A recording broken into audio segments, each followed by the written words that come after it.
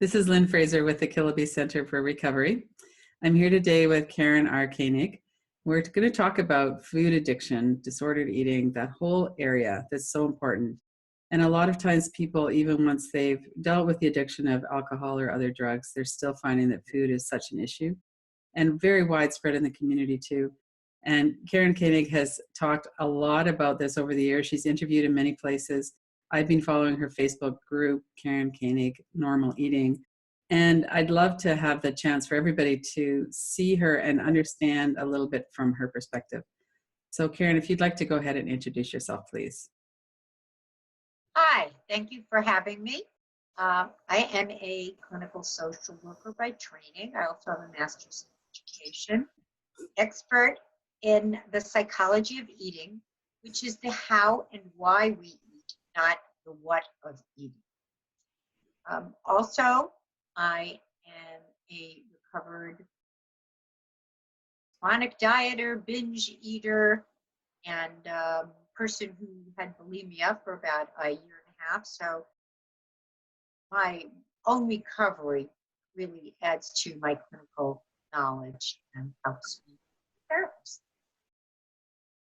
And so can you speak a little bit about that process for you, your personal journey into realizing that you had a disorder, and then what did you do from there? Well, there were several realizations. I thought it was cool to restrict my eating. So it never bothered me when I was eating. I had a little diary and I wrote, only ate an apple today. I mean, now they would call it restricted eating, bordering on anorexia. But, back then when I was a teenager, there wasn't a lot of negative connotation, a person who knew about it. So I think it was when I got into, and I did a lot of secret eating, overeating. When I got into college, I knew there was something going on because I had a woman who lived next door in the dorm, and we used to have binging contests. And even we knew that this was a weird thing to be doing. Like, you could eat a quart of ice cream faster. Wow. But then became a bonding experience for the two of us, and then a secret just of the two of us. So I went from just my secret to now I, had somebody else. And then I dieted and binged, and I was working in advertising, and I started to purge because everybody looked thin, and advertising is a place where appearance is important. I happened to mention it to a friend. She just set me straight. She said, "You're doing that. You need to go to a therapist. Let me know when your appointment is." She was very serious. And so I would say that really helped to start my recovery. I read all the books I could on binge eating. I talked to people. I was much more open about it after that. And I decided if other people could do it, people wrote books about it, and they could do it, I could do it. And so I would say now I am half a lifetime recovered. Wow. So that was all happening when you were still at college? College, 20s. I think by the early 30s, I was moving into my, what I would call recovery. Mm-hmm. And taking better care of myself. And of course, now when I look back, I realize it was all self-care all along. That was more self-care, good self-care. And that was what the shift was, wanting to take. So can you go a little bit deeper into that? Because so many people, it's clear now that addictive eating and any kind of addiction really is an attempt to take care of ourselves somehow. It's an attempt to escape out of a situation we're uncomfortable with, or to manage our emotions, something like that. And so how did you get to really be able to tolerate your own experience? What was that journey of healing like for you when you were going from not being able to manage eating in a healthy way and then moving into real positive self-care? I would start by saying I'm one of the people who when I smoked cigarettes a long time ago, I hated it. I knew it was killing me. I did not have very good powers of denial, which Ah, actually were, it turned out that they have served me very well. yes. The fact that I can't go into denial Hmm. easily. And so then I felt the same way about food. Um, this is really hurting me. I don't want to be doing this. And I think that takes a while to get to, from I want to maybe I don't want to. Let's look, sometimes I do and sometimes I don't, to a much stronger, I really don't want to do this behavior, and hell or high water, I will stop it. And so I think a lot of people are not at that place. They spend a lot longer time saying, oh, this is okay. I don't, it's going to be worse if I give it up. To me, there was nothing worse than having binge eating or purging. I don't really subscribe to the addiction model at all with food. Um, I think that there's a lot said for brain chemistry and that we're all different, and some people can get hooked on food more easily than others. Um, but even well, and even then, um, it's learning the skills that you need to care for yourself, wanting it more than you want a piece of cake, second helping of pasta, um, feeling proud of yourself because dysregulated eating leaves you shame-based. Um, and self-care came to me through therapy on and off years. And now I look back and I think, did I take it? I mean, it's a strange thing for even people listening to ask themselves, why on earth would you not take care of the one body that you get?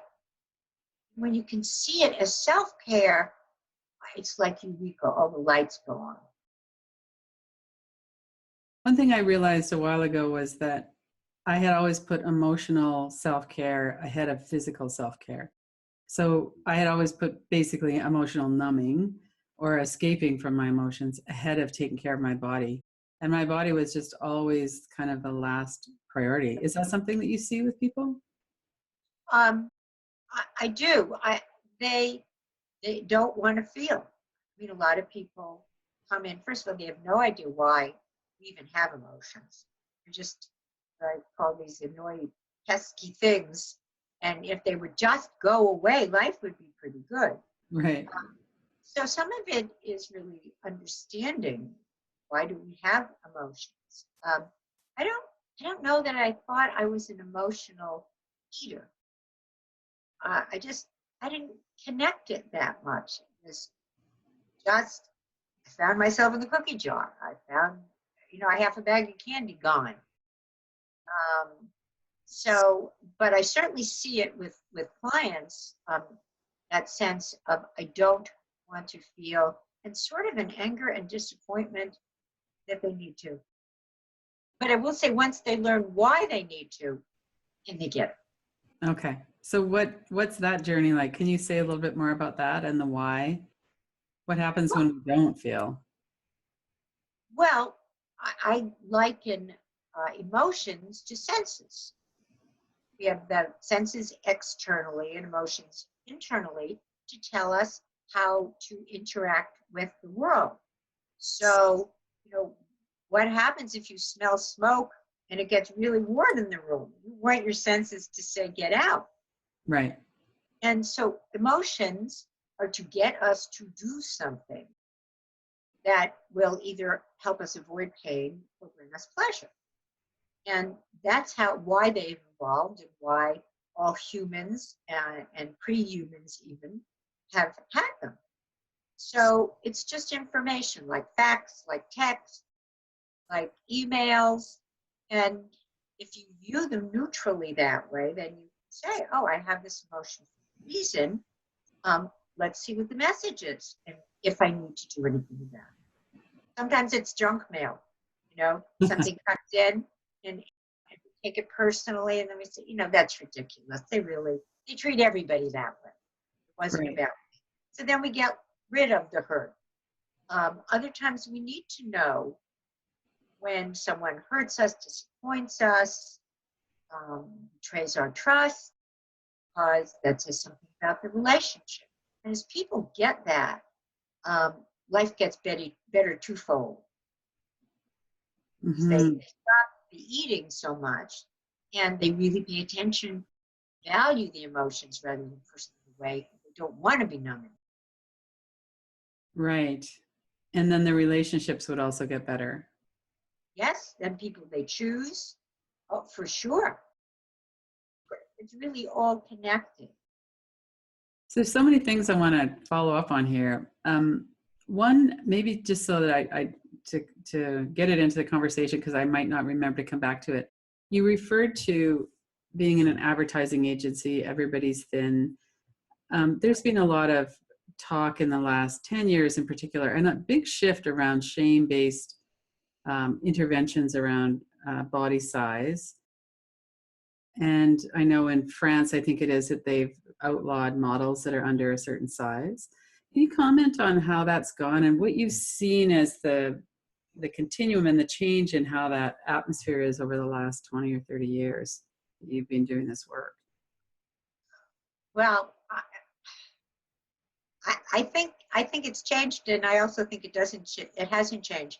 It's not that I see any decrease in people coming to see me because they hate their bodies. Mm-hmm. So I'm hoping that on a real macro level, there is change, and we often don't see the results of it for decades or generations. So I can't say that I've seen in my work huge changes, but I love what's happening. But one of the bigger things, and I'm really fussy about it, is not using the term overweight. And because that means that literally beyond a certain weight, you're in a pejorative state. You're over Right. over what you should be. Yeah. Yes. And who says what's an exact weight for us? So I use higher weight or high weight. And I try when in my writing to do that, to speak to clients. And I do think there's been a shift away from dieting, which is good news. And then, of course, followed by the bad news of the shift towards bariatric surgery. We finally got away from diets and how they cause rebound eating and they make us better. And now we have this other thing that's also this miracle promise, which is really scary. Right. So you don't recommend that? You think people would be better off to not do that? I think it's individual. I have clients in the 500-pound range. Maybe it would be okay for them when they get their eating problems under control. But as a client who had bariatric surgery said to me, no, you can still fit a Snickers bar in that little pouch. Right. So that's what she began to do. That was sort of exciting for her. So, what was the point of going through all that? And what bothers me is when people don't try all the other things first, and that becomes a last resort. And I don't mean OAA, Jenny Craig meals, Weight Watchers. I mean the kind of work that I do and other eating disorders therapists that helps them with emotional eating and learning life skills and just get rid of the good, bad diet mentality. Do that. And then if that doesn't work, okay. But, we don't have all the advertising money, but right. Bariatric surgery people do. Right. So that brings us right into trauma and childhood trauma in particular. A lot of the times this the origin of not being able to be present with our feelings or not being emotionally self-regulated is from childhood. Can you comment about that and talk a little bit about how you work with that, how people might start to get into healing around that? Sure. I always have to say this, 2/3 of a 3-part training on rapid resolution therapy, which is terrific. And anyone who's had trauma, I encourage them to go on their website, and the therapists who are trained in that, which is partial hypnosis, Mm-hmm. are terrific. From it, I have taken away the concept that what happens to us in trauma is the memory is stored differently. It's stored mostly in our amygdala. Mm-hmm. So when a similar situation happens, unless the brain intervenes and says, no, it's not really that similar, don't get upset, we're going to react as we did when we first had the trauma. Right. So I call it recall in reality. That's how I treat trauma. And for people to know, are you in recall? Or are you in reality? Ah. And that goes back to feelings, the purpose of feelings, which is to do something. Well, if a feeling comes up in a memory, there's nothing to do because it's over. So you don't have to have that feeling, which is telling you to do something, because there's nothing to do. So that means you come back to reality and say, what can I do in this situation? What do I feel in this situation? And it's a little more complex than that, but that's pretty much it. And rapid resolution therapy goes beyond that with a lot of different techniques. And so that's really how I treat trauma.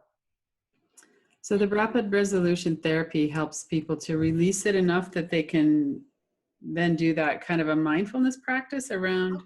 I guess I wouldn't say even release it, but it makes a different meaning of what you're feeling.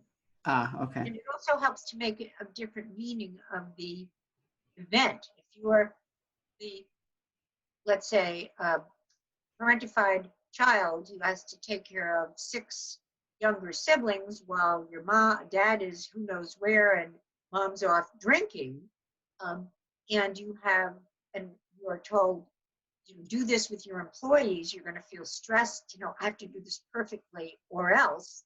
Right. Because the or else was awful when you were a kid. But the or else is not so bad now, because you're an adult, they're adults. So it's recognizing that and not staying in the trauma memory. That there's just 2 choices. There's reality and there's recall. Right. And so people would have the kind of the encouragement and support and training to be able to tune into themselves somehow when they're getting activated or when they're starting to get distressed.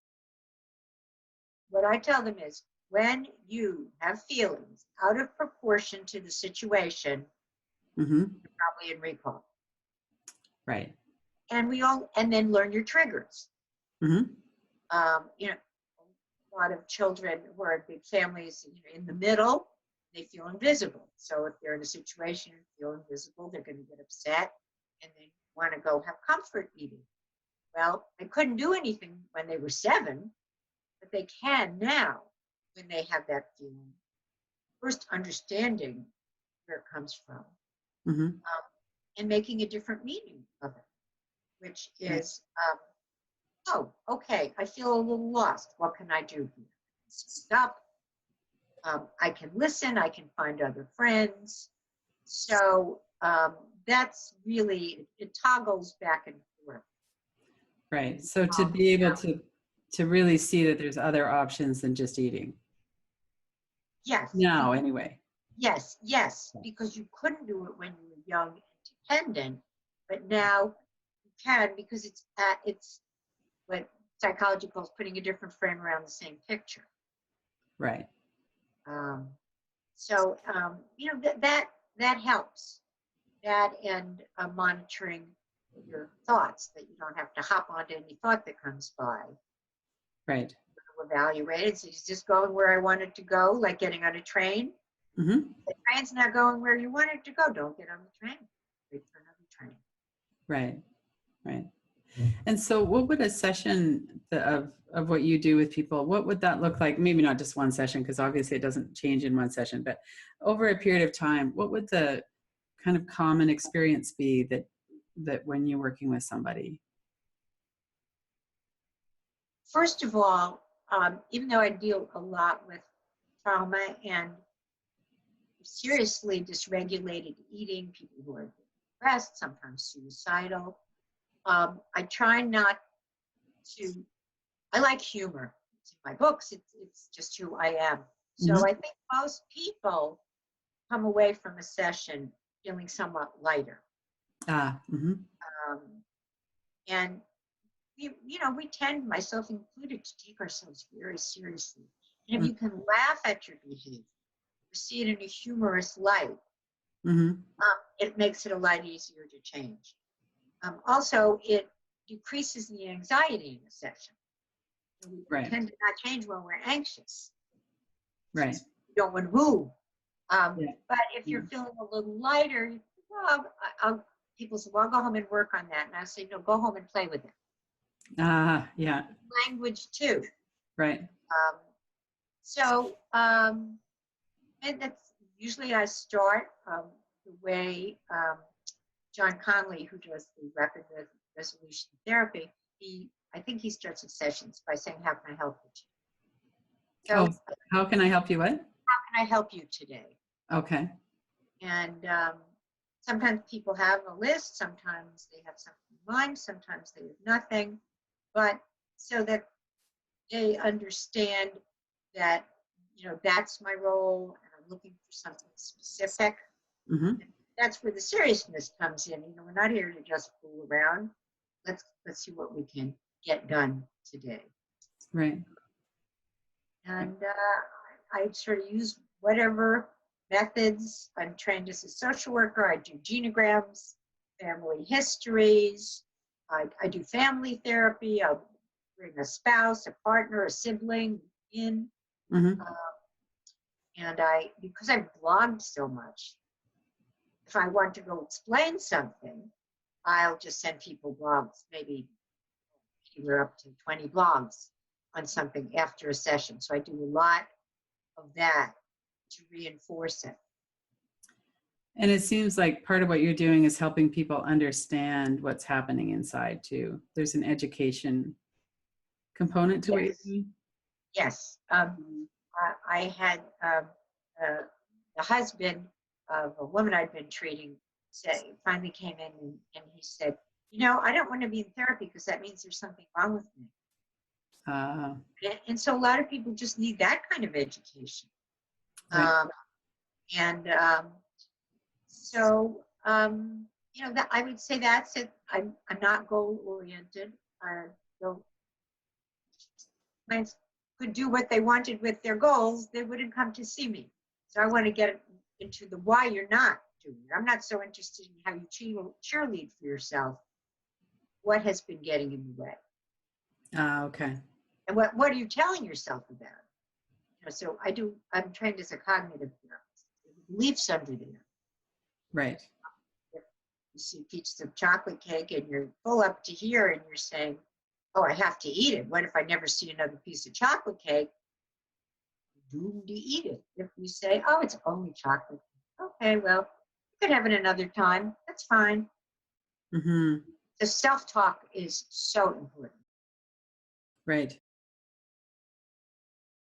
What if people are, they've come off of some kind of alcohol or drugs or whatever kind of addiction that they've got, and food has become kind of the way that they manage their emotions now. And a lot of people would go, well, it's not such a big deal. All I'm doing is, binging a couple times a week or whatever it might be.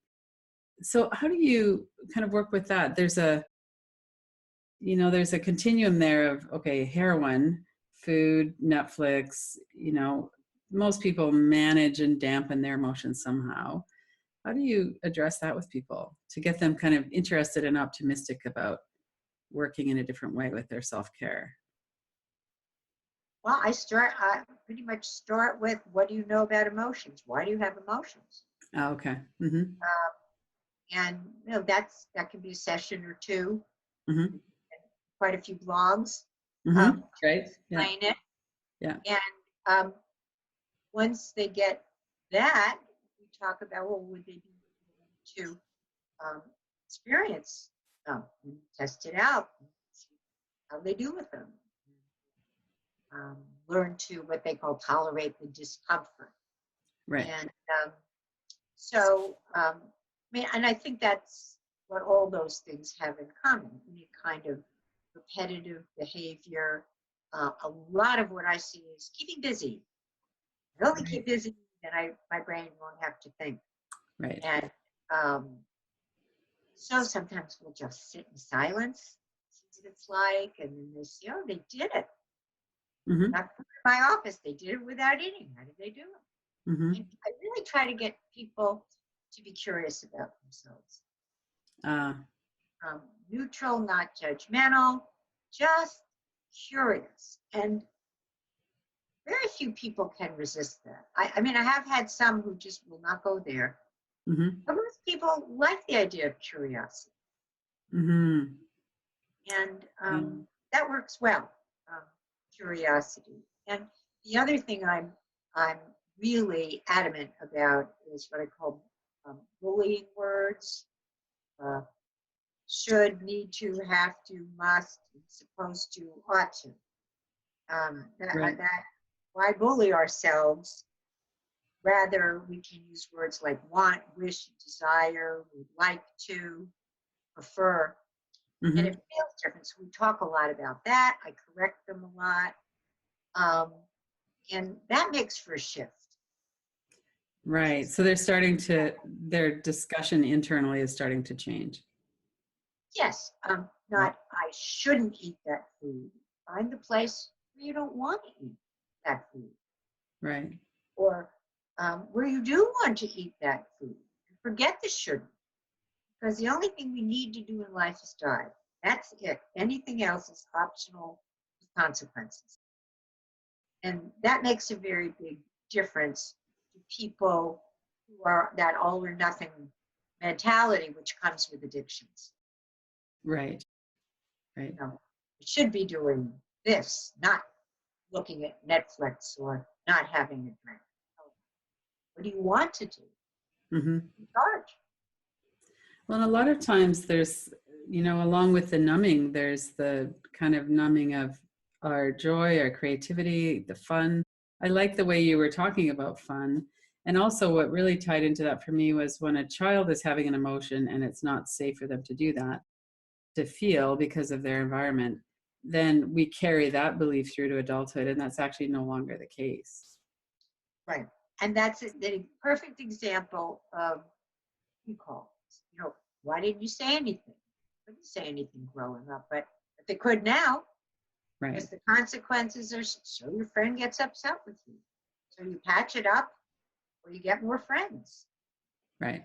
It's so different. A lot of what I see, and I was just thinking about a client yesterday, I see this lot, is this rebellion. People, they don't know the war's over. They're still Right. rebelling against their parents who've been dead for 20 years. Right. I don't want to be like them. If they said to do this, I never want to do that. And so we do a lot of talking about, well, if you're still rebelling against them, you're still connected, attached. Right. And so what would it be like to just be authentic and think sometimes I'll be like them and sometimes I won't? And, certainly that authenticity runs through the whole eating disorder continuum, how to be an authentic person and take care of your own needs. Mm-hmm. And there's two ways of connection or two kind of forms. One would be with other people, and oftentimes we don't have that. And the other would be with ourselves. So all of that judging and aggression towards ourselves, we're really not able to be with ourselves. And that's so sad. It is. And so that's teaching self-love and self-care. Mm-hmm. And I can always tell if I say to a client, do you love yourself? And if somebody does, they look at me like, crazy? Of course I. And then but somebody who doesn't, you hear them go,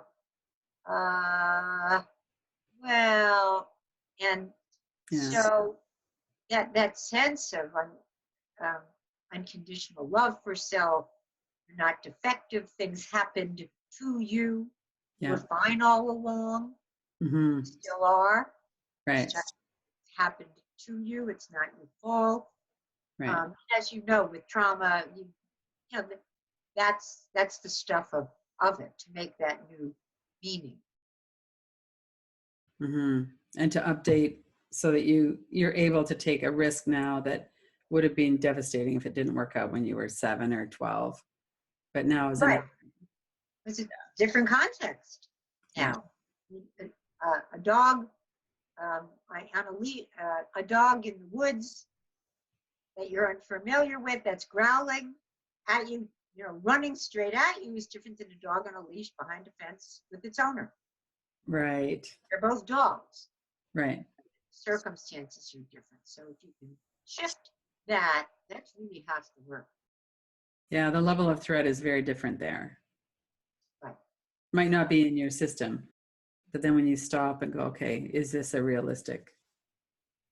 is this something that could actually hurt me? Exactly. Right. Probability of harm is something people Right. don't think of. They just lump everything together. Right. Yeah, the And primitive brain really runs the show. yes, because it's the primitive brain of people 200,000 years ago. Our brains haven't updated. Right. So 200,000 years ago, you did have to watch out a lot more than you do now. Yeah.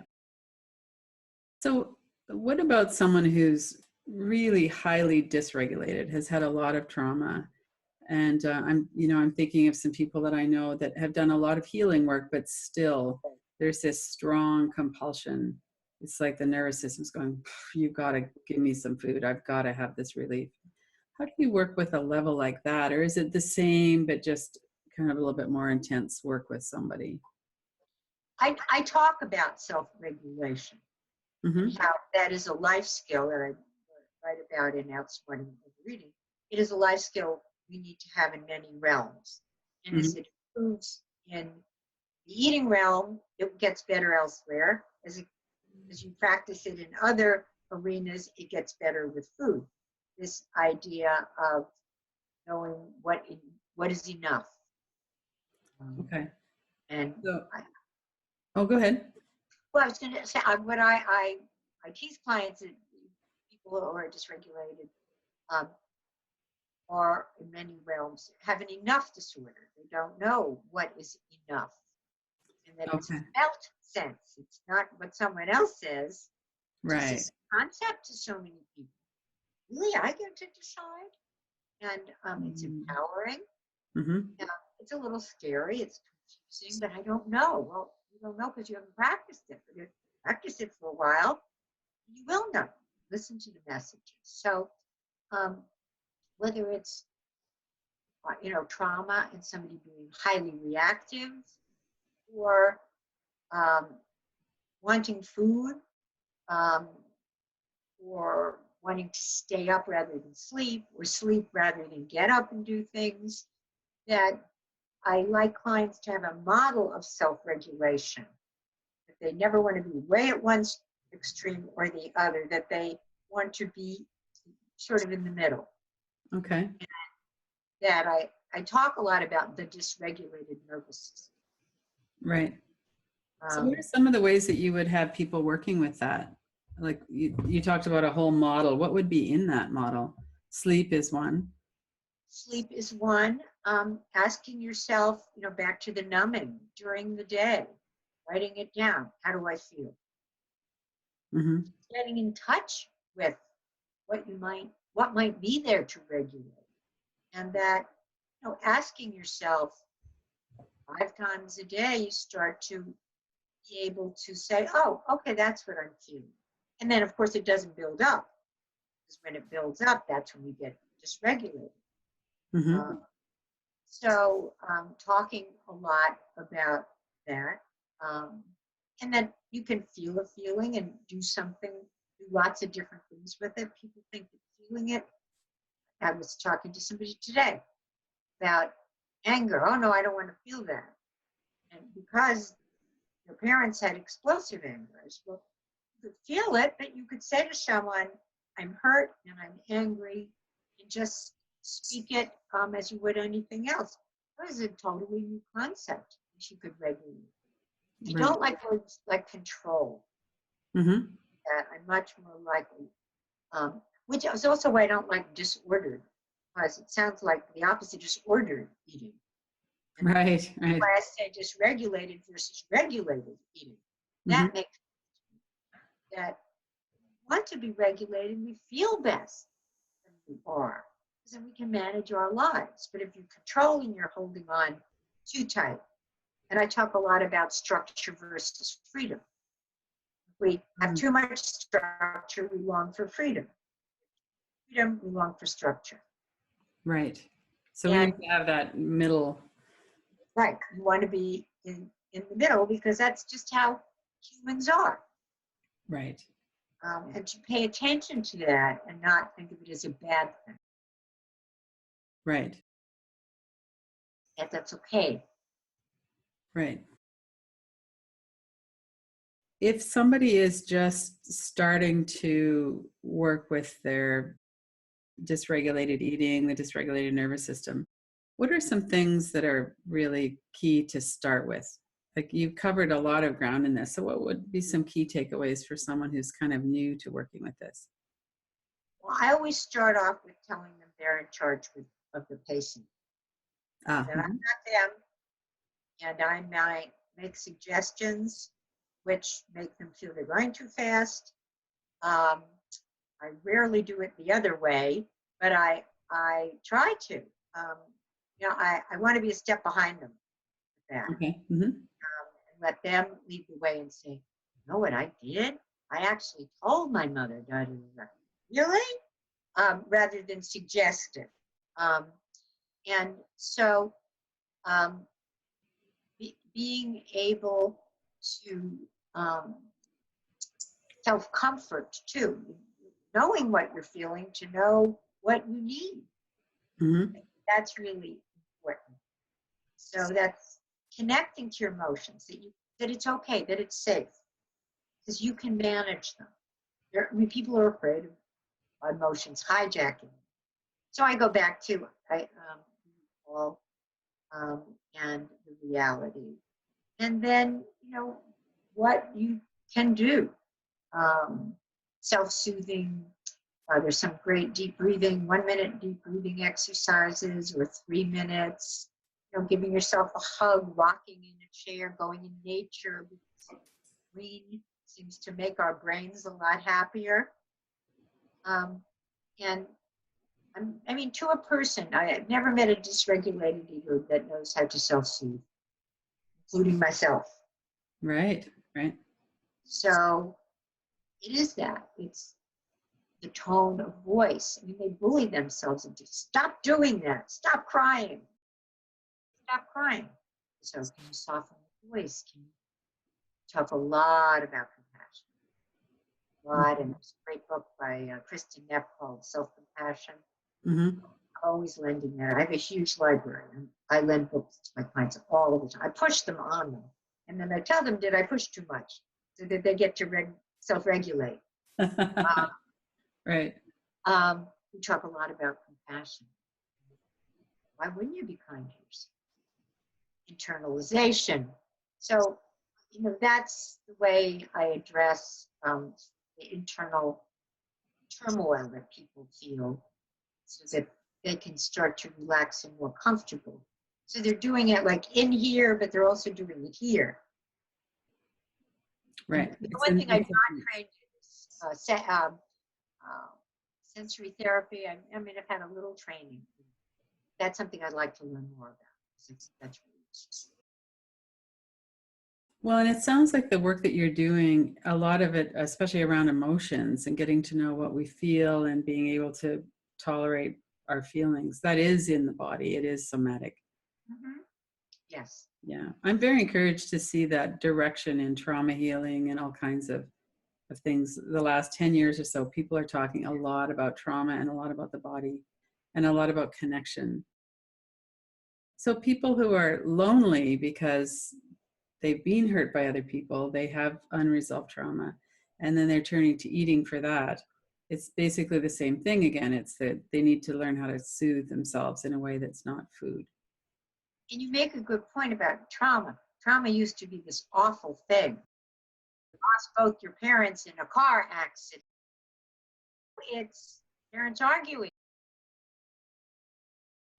being teased and bullied, or being isolated and not having any friends. Right. We're looking not just at the big T trauma, but the little T trauma, and I think that makes such a difference that people, aren't told sort of, well, that's not that serious, just get over it. But that we're saying every little thing builds up to where you are. If you're doing this now, something wasn't right. Yes. Yeah, and we can tell a lot about our childhood based on the thoughts we have, the beliefs, the actions that we're taking. Yeah, absolutely. Yes. Yeah. Yes, to trace them backward. And then people Right. feel more validated and validating themselves. Right. Well, many dysregulated eaters or people pleasers, approval seekers. We have this constellation of personality traits, as you know. Mm-hmm. So I always say to them, and nice girls finish fat, is about adding traits. So you can color with all the crayons in the box, not just a couple of the crayons. And a lot of it is skills. Mm-hmm. Everybody needs life skills. Nobody learned them all. Nobody's Right. parents had them all. And when you have the life skills, even if you don't touch on the eating gets better. Right. And if you just control the eating without the life skills part, it doesn't really last. No, it can't, Yeah. because there's no real learning or change. Right. But the life skills will help everything. Mm-hmm. Mm-hmm. Just making a better life. You've written several books, and I've read several of them. What are the ones that you would suggest are, one or two to start with for somebody?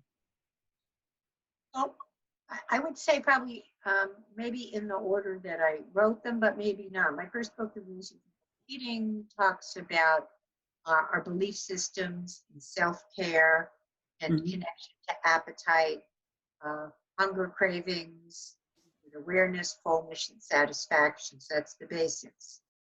My workbook on food and feelings talks about 7 emotions that are troubling to dysregulated eaters. It's a little perhaps more difficult for some people to go through.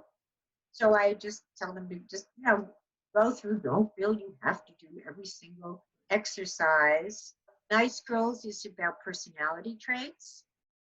By outsmarting overeating is life skills. Then the most complex one for clients is Starting Monday, which is about our unresolved internal conflicts, about changing what we do for comfort and identity. So I would say work their way up to that one. That's probably the least easy read. But I think certainly The Rules is fun and Mm-hmm. helps you be curious. Where I like to start with people. The people that I talk to that I'm working with, but also just family and friends, there's so much despair. It's like, okay, low calorie diets don't work. How are we ever going to change? Like, we have all this momentum in our body, and you referred to kind of the chemical reaction in the brain when we eat sugar. And so there can be a lot of kind of, this is too big for me, I can't figure this out. So having these books, and you have a lot of blogs as well, it's you have a wealth of knowledge that people could start and really go through a lot of the major pillars of dysregulated eating, and really figure out for themselves, validate that we're not stupid because we have these problems. Right. Yeah. And some of them are very much societal. Yes. And some are it's where our own stuff meets society stuff. Mm-hmm. And, Yeah, I think it's a real difference when people see someone else has done it, Hmm. book on it, talked on it. There are two kinds of people. There are the ones who say, "Oh, I could never do that." Hmm. They really don't do as well. And then there are the ones who say, "Well, if they did it, I can do it." And that was something you said right at the beginning, was you felt if there was people writing books about that and they could do it, then you could too. Right. But the other people fall into despair, which Right. to me is learned in early childhood. It's what I call hopelessness on steroids. It's Uh, not just nothing will change. It's nothing is changing. Nothing will ever change. So why try? right. And that, that's there's often depression under that. Um, that often needs to be treated before people can be curious and feel hopeful, like, oh, I can do this. I could take a little piece of it. Let's just see how I do with that piece. And Right. what I tell them is, you will never forget how to return to despair. If you really like it, you'll remember how. Go back to it. And they don't. Right. One thing that was really interesting for me was when I was doing a lot of work around healing the food addiction, I started thinking about drinking. And I hadn't had a drink. Well, I have, 1 or 2 a year. I don't have an issue with drinking anymore. And it hadn't been since my mid 20s. And here I am, 65. And in my early 60s, I was starting to think, well, maybe I could just stop at the liquor store. But it was because I was really clear that food wasn't working for me anymore. And there was some kind of a panic around, well, if that's not working, maybe you better find something that will. And then I could sit back and go, well, I actually don't need anything. I'm fine. But there was that kind of panic reaction of, well, if that's not working, oh my gosh, what are you going to do now? And I certainly understand that. And I think what helped you was that you stayed curious about it. You didn't Yeah. judge yourself. I shouldn't have that feeling. I mean, that's when everything closes down, but you stayed curious. Well, gee, that's interesting. I wonder if it's because I feel like everything's taken away and I don't have any backup. Mm-hmm. Mm-hmm. Um, and then you realized you trusted yourself. Yeah. And if Yeah. if you weren't where you wanted to be, you'd find other ways to get there. You don't have to go back to something. Mm-hmm. But I think that's humans. We do get scared very easily. And I don't know if 100,000 years from now, if we're still around, humans will be different. I suspect they will. Mm-hmm. But it really dominates who we are. Right. Amygdala and fear, because we just haven't evolved any farther right now. Yeah. That's so true. So it's okay. I mean, because that's where everybody is. And now we know so much more about the nervous system and how we get dysregulated and how we can come back into regulation and how we can, kind of work with that whole thing. I would really like for people to be able to get in touch with you. Some of the books that you mentioned, and I'll put some of those up on the screen here too. But what's the best way for people? What's your website address and Facebook? What's the best way for people to get in touch? My website is easy, KarenRKoenig.com. I have links to my blogs. People can sign up and get them twice weekly. And they can look through the 1,000+ blogs that are categorized on the website about different issues. And, that's all for free. There's a link to my Normal Eating Karen Koenig Facebook page where several times a week you'll find articles about self-care and eating, body image, some parenting. And then my books are available on Amazon. I am licensed as a social worker, distance therapy, which is, online or by phone, in the state of Florida. So, Florida, you could be doing what Lynn and I are doing right now, talking about Right. the issues. I have a sliding scale. I'm always willing to take on clients. And so that's it. Most of what people need to learn about me, they'll find on my website. And then they can always email me as well. Okay, that's wonderful. Your website is amazing. The amount of resource material that you have on there for free is a really great service for people. And I know lots of times people like to dip their toe in a little bit and check things out. And you've got years of blogs on there, and like you said, 1,000 plus. That's a great resource. I know I see your posts on Facebook a lot, and always find it very interesting. And you're going way beyond the surface. You're really helping people to work on the deeper levels, which I really appreciate too.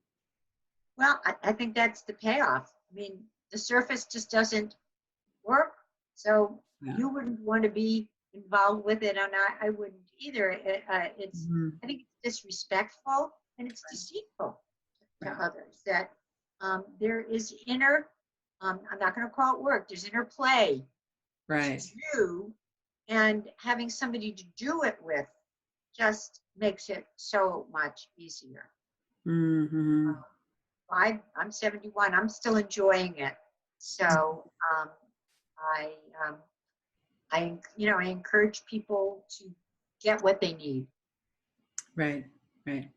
Well, thank you very much for being part of the Radical Recovery Summit and for sharing the wealth of your information in all the ways that you do, as well as coming on and doing this with me. This has been very nice. Thank you. It's wonderful to have an interview with someone who really understands the material, and so that it really becomes a nice kind of dialogue and helpful to me. I really appreciate that about you. Right. Oh, thank you very much. Yeah. Well, thank you. Okay. Go to KillabeeCenter.com, Radical Recovery Summit, for access to the interviews. You can watch them free online, or you could purchase an all-access pass. KillabeeCenter.com.